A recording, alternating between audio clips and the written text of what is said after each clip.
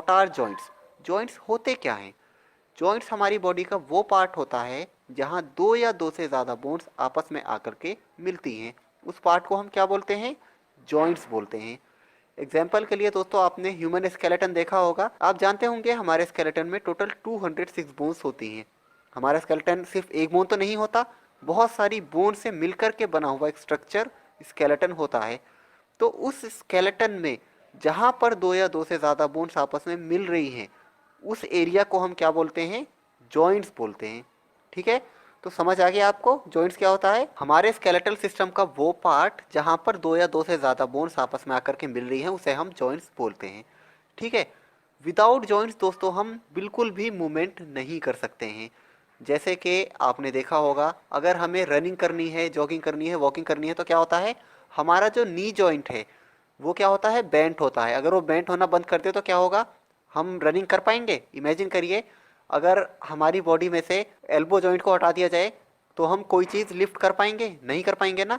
हमारी पूरी बॉडी में से अगर एक भी जॉइंट ना बचे तो क्या होगा? हम एक स्टैचू की तरह हो जाएंगे, बिल्कुल भी मूवमेंट नहीं कर पाएंगे। जहाँ पर हम खड़े हैं वहीं के वहीं खड़े रह जाएंगे हम। ठीक है, तो ये है जॉइंट्स की सिग्निफिकेंस। जॉइंट्स हेल्प करते हैं हमारे मूवमेंट में। तो यहाँ तक हमने समझा जॉइंट्स होते क्या हैं, ये कहाँ पर प्रेजेंट होते हैं, और हमने ये भी समझा कि जॉइंट्स का जो मेन फंक्शन होता है वो हमारी बॉडी को मूवमेंट प्रोवाइड कराना होता है। हालांकि कुछ ऐसे भी जॉइंट्स होते हैं हमारी बॉडी में जो बिल्कुल भी मूवमेंट प्रोवाइड नहीं कराते, लेकिन फिर भी वो जॉइंट्स होते हैं। उनके बारे में हम वीडियो में आगे पढ़ेंगे। अब हम दोस्तों बात करते हैं क्लासिफिकेशन ऑफ जॉइंट्स। जॉइंट्स कितने टाइप के होते हैं?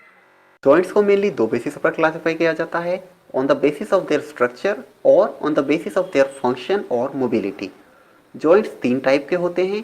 अगर स्ट्रक्चर के अकॉर्डिंग देखें तो थ्री टाइप्स के जॉइंट्स के नाम हैं फाइब्रस जॉइंट्स, कार्टिलेजिनस जॉइंट्स और सिनोवियल जॉइंट। कुछ लोग सिनोवियल जॉइंट को साइनोवियल जॉइंट भी पढ़ते हैं। वैसे जो करेक्ट प्रोनाउंसिएशन है दोस्तों वो सिनोवियल ही है, लेकिन अगर आप साइनोवियल पढ़ लेते हैं तो इसमें आपको कोई प्रॉब्लम नहीं होने वाली है। दोनों ही एक्सेप्टेबल हैं, सिर्फ आपको समझ में आना चाहिए कि कौन से जॉइंट के बारे में बात चल रही है। ठीक है, तो हम बात कर रहे थे स्ट्रक्चर के अकॉर्डिंग जॉइंट्स के तीन टाइप हैं, तीन कैटेगरी में डिवाइड किया गया है। क्या क्या नाम है इनके? फाइब्रस जॉइंट, कार्टिलेजिनस जॉइंट और सिनोवियल जॉइंट या साइनोवियल जॉइंट। इन्हीं तीन टाइप के जॉइंट्स को अगर हम फंक्शनल क्लासिफिकेशन के अकॉर्डिंग देखें तो इनके नाम चेंज हो जाते हैं। मैंने स्ट्रक्चर क्लासिफिकेशन के अकॉर्डिंग कुछ और नाम बताए हैं आपको, अब यही नाम फंक्शनल क्लासिफिकेशन में चेंज हो जाएंगे। फंक्शनल क्लासिफिकेशन में फाइब्रस जॉइंट को हम बोलते हैं सिनार्थ्रोसिस या इमूवेबल जॉइंट्स। ठीक है, उन्हीं जॉइंट्स की बात की जा रही है लेकिन उनके नाम चेंज हो गए हैं फंक्शन के अकॉर्डिंग। सिनोवियल जॉइंट को या साइनोवियल जॉइंट को हम फंक्शनल क्लासिफिकेशन के अकॉर्डिंग बोलते हैं डायआर्थ्रोसिस या फ्रीली मूवेबल जॉइंट्स। ठीक है दोस्तों, तो ये मैंने आपको एक ही टाइप के जॉइंट के अलग अलग नाम बताए हैं। एक नाम बताया है मैंने स्ट्रक्चर के अकॉर्डिंग और दो दो नाम बताए हैं मैंने उनके फंक्शन या मोबिलिटी के अकॉर्डिंग। मोबिलिटी मतलब वो किस तरह से मूव करते हैं, उनमें जो मूवमेंट होती है वो किस टाइप की होती है। ठीक है, तो ये सारे नाम आपको ध्यान रखने हैं। ऐसा नहीं है कि आप एक नाम ध्यान रखेंगे और एक नहीं रखेंगे, क्योंकि कई बार क्या होता है एग्जाम में एक नाम दे दिया जाता है और आपको दूसरा वाला नाम पता है और आप समझ ही नहीं पा रहे हैं कि कौन से जॉइंट की बात चल रही है। ठीक है, तो तीनों नाम आपको पता होने चाहिए। अब इन तीनों टाइप के जॉइंट्स को हम डिटेल में पढ़ लेते हैं।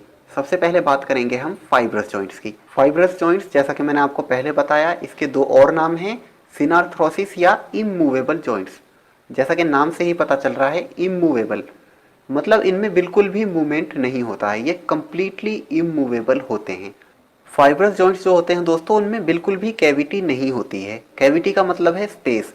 दो जॉइंट्स के बीच में बिल्कुल भी स्पेस नहीं होता है, वो ऑलमोस्ट एक दूसरे से टच हो रहे होते हैं। जो फाइब्रस जॉइंट्स होते हैं वो एक दूसरे से फाइबर से कनेक्टेड होते हैं, जिसकी वजह से इनमें मूवमेंट बिल्कुल भी नहीं हो पाता है।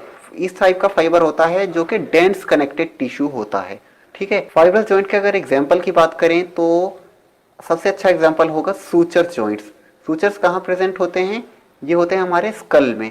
स्कल की जो क्रेनियल बोन्स होती हैं, हमारी ब्रेन वाली बोन जो कि मैंने पिक्चर में शो कर रखा है, इसमें सूचर्स होते हैं। सूचर्स के बीच में आप देख सकते हैं बिल्कुल भी गैप नहीं है, जिसकी वजह से इसमें बिल्कुल भी मूवमेंट नहीं होता है, no movement at all.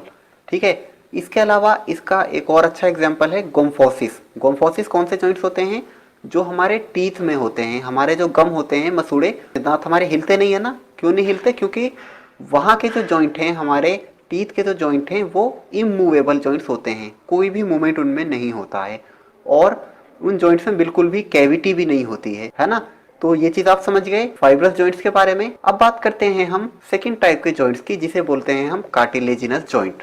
Cartilaginous joint के दो नाम और हैं जो कि मैंने आपको ऑलरेडी बता रखे हैं। क्या क्या नाम है, रिकॉल कर लेते हैं। एम्फिआर्थ्रोसिस या स्लाइटली मूवेबल जॉइंट। अब इसके नाम से ही आपको पता चल रहा है स्लाइटली मूवेबल, मतलब थोड़ा थोड़ा इसमें मूवमेंट हो पा रहा है, जबकि ऊपर जो हमने पढ़ा था फाइब्रस जॉइंट में, वहां पर मूवमेंट बिल्कुल भी नहीं था। तो उसके कैरेक्टरिस्टिक्स क्या हैं? सबसे पहला, इसमें थोड़ा सा मूवमेंट हो जाता है, पॉसिबल है इसके अंदर थोड़ा सा मूवमेंट। दूसरी बात, कार्टिलेजिनस जॉइंट्स के बीच में थोड़ा सा स्पेस होता है, कैविटी होती है उनके बीच, जबकि हमने ऊपर पढ़ा था फाइब्रस जॉइंट्स में बिल्कुल भी कैविटी नहीं होती, वो एक दूसरे से ऑलमोस्ट टच हो रहे होते हैं। लेकिन कार्टिलेजिनस जॉइंट के बीच में थोड़ी सी कैविटी होती है, थोड़ा सा स्पेस होता है। और तीसरी बात, जो कार्टिलेजिनस जॉइंट्स होते हैं उनके बीच में जो बाइंडिंग मटेरियल होता है जिससे वो अटैच होते हैं एक दूसरे से, वो क्या होता है? वो कार्टिलेज होते हैं। इसका एक अच्छा एग्जांपल है हमारे वर्टेब्रल कॉलम के जॉइंट्स। आपने इंटरवर्टेब्रल डिस्क के बारे में पढ़ा होगा, वो किससे बने हुए होते हैं? कार्टिलेज से बने हुए होते हैं। तो जॉइंट्स के बारे में, जैसा कि मैंने वीडियो के स्टार्ट में बताया था, जहां पर दो या दो से ज्यादा बोन्स आपस में कनेक्ट होती हैं उसे हम जॉइंट बोलते हैं। तो हमारा जो वर्टेब्रा है उसमें बहुत सारी छोटी छोटी बोन्स होती हैं, उन सभी बोन्स के बीच क्या प्रेजेंट होता है? कार्टिलेजेस प्रेजेंट होते हैं।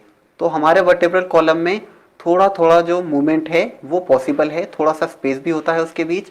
अगर आपने मेरी कार्टिलेज वाली वीडियो देखी है तो वहां भी मैंने इस चीज को थोड़ा सा एक्सप्लेन करा है, वहां भी आप समझ सकते हैं। और एक दूसरा अच्छा एग्जांपल और भी ले सकते हैं हम, हमारे रिब केज के जॉइंट्स। हमारे रिब केज के जो जॉइंट्स होते हैं वो भी कार्टिलेजिनस जॉइंट होते हैं, जिसकी वजह से वो स्लाइटली मूवेबल जॉइंट्स होते हैं, थोड़ा थोड़ा मूव कर सकते हैं।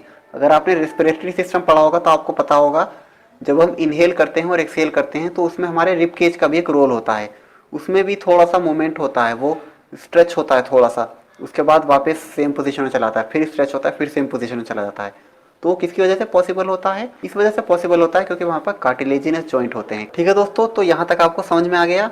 अब बात करते हैं तीसरे टाइप के जॉइंट्स की, जो है सिनोवियल जॉइंट या साइनोवियल जॉइंट। इसके मैंने आपको दो नाम और बताए थे, रिकॉल कर लेते हैं। डायआर्थ्रोसिस या फ्रीली मूवेबल जॉइंट्स। अब नाम से ही बिल्कुल पता चल रहा है फ्रीली मूवेबल, मतलब बिल्कुल पूरी तरह से इसमें मूवमेंट हो रहा है, बिल्कुल आसानी से। जो सिनोवियल जॉइंट होते हैं उनके बीच में कैविटी ज्यादा होती है as compare to cartilaginous joint, बीच में ज्यादा स्पेस होता है। और वो जो स्पेस होता है उनके बीच में सिनोवियल फ्लूइड होती है, जिसकी वजह से बहुत ही स्मूथली एक दूसरे के ऊपर हमारी जो बोन्स हैं वो स्लाइड कर पाती हैं, जिसकी वजह से मूवमेंट और भी इजी हो जाता है। तो सिनोवियल फ्लूइड यहाँ पर प्रेजेंट होता है, कैविटी ज्यादा होती है, मतलब स्पेस ज्यादा होता है, पूरी तरह से मूवेबल होते हैं। ये कुछ इंपॉर्टेंट कैरेक्टरिस्टिक्स हैं सिनोवियल जॉइंट के। इसके अलावा सिनोवियल जॉइंट को भी सब डिवाइड किया गया है 6 अलग अलग कैटेगरीज में। Hinge joint, pivot joint, ball and socket joint, saddle joint, ellipsoid या कॉन्डेलॉइड जॉइंट, प्लेन या ग्लाइडिंग जॉइंट। तो ये 6 टाइप्स के जॉइंट्स हैं जो कि मैंने आपको बताए। ये सब डिवीजन है सिनोवियल जॉइंट्स के। ठीक है, सिनोवियल जॉइंट के बारे में दोस्तों मैं आपको पहले बता दूं, ये सबसे इंपॉर्टेंट जॉइंट्स होते हैं फिजिकल एजुकेशन और स्पोर्ट्स के फील्ड में। जब भी हम बात करते हैं तो सबसे ज़्यादा क्वेश्चन सिनोवियल जॉइंट से ही पूछे जाते हैं, क्योंकि ये फ्रीली मूवेबल जॉइंट्स होते हैं। और आपको पता है जब भी हम कोई फिजिकल एक्टिविटी करते हैं तो उस समय फ्रीली मूवेबल जॉइंट्स ही हमारे सबसे काम आते हैं। ठीक है, तो वन बाय वन हम सभी को डिटेल में पढ़ेंगे। सबसे पहले बात करते हैं हिंज जॉइंट की। हिंज जॉइंट एक बिल्कुल सिंपल जॉइंट है। ये यूनिएक्सियल जॉइंट होता है। यूनिएक्सियल जॉइंट का मतलब है इसमें जो मूवमेंट होती है वो एक ही डायरेक्शन में होती है। इसका एग्जाम्पल है हमारे एल्बो जॉइंट और हमारी नी जॉइंट। आपने देखा होगा हमारा एल्बो जॉइंट किस तरह से मूव करता है, उसमें सिर्फ फ्लेक्शन होता है और एक्सटेंशन होता है। इसी तरह से हमारा नी जॉइंट भी, उसमें फ्लेक्शन होता है और एक्सटेंशन होता है। आपने देखा होगा आपके रूम का डोर कैसा होता है, उसमें हिंजेस लगे होते हैं, मतलब कब्जे लगे होते हैं दरवाजे के अंदर। तो उसे जैसे आप दरवाजे को खोलते हैं और बंद करते हैं तो सेम उसी तरह से हमारे एल्बो जॉइंट और हिंज जॉइंट होते हैं। ठीक है, तो मुझे लग रहा है आप समझ गए होंगे। हिंज जॉइंट का एक अच्छा एग्जांपल और है हमारे फेलेंजेस, मतलब हमारी जो फिंगर्स होती हैं, फिंगर्स की जो बोन्स होती हैं उन्हें हम बोलते हैं फेलेंजेस। तो फेलेंजेस के बीच वाले जो जॉइंट्स होते हैं, इंटरफेलेंजियल जॉइंट्स, वो भी हिंज जॉइंट का एक अच्छा एग्जाम्पल है, क्योंकि वो भी यूनिएक्सियल जॉइंट ही हैं, मतलब एक प्लेन में मूवमेंट करने वाले जॉइंट। ठीक है, तो ये बात की हमने हिंज जॉइंट की। नेक्स्ट है पिवट जॉइंट। इसे हम रोटरी जॉइंट भी बोलते हैं। पिवट जॉइंट जो होते हैं वो कैसे मूवमेंट अलाउ करते हैं, वो अलाउ करते हैं